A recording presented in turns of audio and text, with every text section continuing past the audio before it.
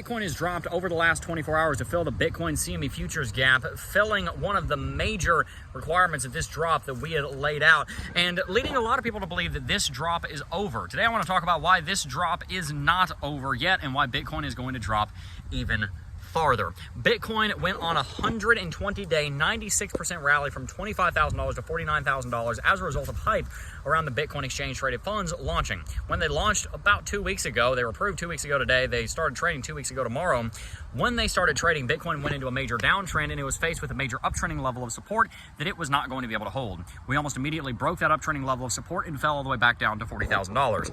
Immediately after trading launched and we saw the bearish result that came from that, we started predicting a drop as low as $32,500 on Bitcoin with several levels above that. One of them is at 34.7, another one is at 37.6, and one of them was around 39.3, which was the CME futures gap. That CME futures gap has now been filled, but I firmly believe that Bitcoin has quite a lot more bearishness to go. And a large part of the reason for that is because of the size of this rally. You see, the larger the rally, typically the larger the drop. It's typically a percentage thing. Oftentimes in bull markets, the market will drop in the correction about 50% as much as the market rallied in the rally. In this case, Bitcoin rallied $24,000. We would be expecting then that Bitcoin would drop about 50%, which would be a $12,000 drop, which would lead us to around 37 grand. In fact, that is the 0.5% Fibonacci retracement, 50% Fibonacci retracement level if you do inverse Fibonacci retracement on this rally that we just saw that started back in September. So all signs are pointing towards a drop on Bitcoin. All signs are pointing to a continued drop on Bitcoin. But some of those signs are also the fact that the fear and greed has not completely reset yet. It's still sitting up above 50. Many people believe that it'll drop farther.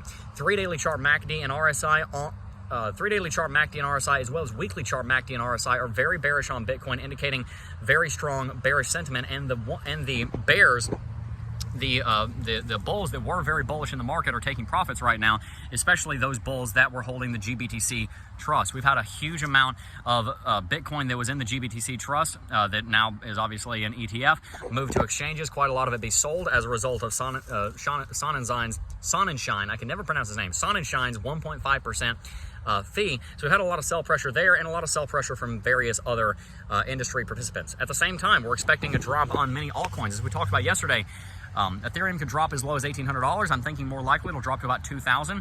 We could see Solana drop as low as $48. I think it'll probably drop into the high 50s to the mid 60s, maybe 70 or so, which is another couple dozen dollar drop from where it has dropped so far. Cardano will probably drop down to around 40, and we're going to see a overall bearish trend in the month of January on in and through Q1 of 2024. That's going to end when the halving comes about and we start to see a lot of bullishness coming into play on Bitcoin because of the supply shock that's about to happen there. So we're going to see a demand shock. There's a lot of value flowing in through those ETFs. Very sad.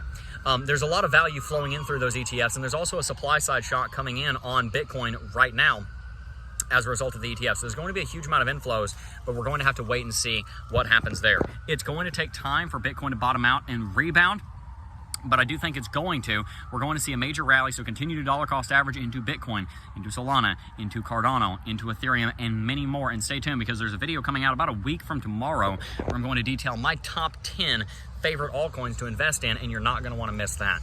The Bitcoin and cryptocurrency market is going to go through a massive rally in 2024 and 2025, but just like me, we're not out of the woods yet. Peace.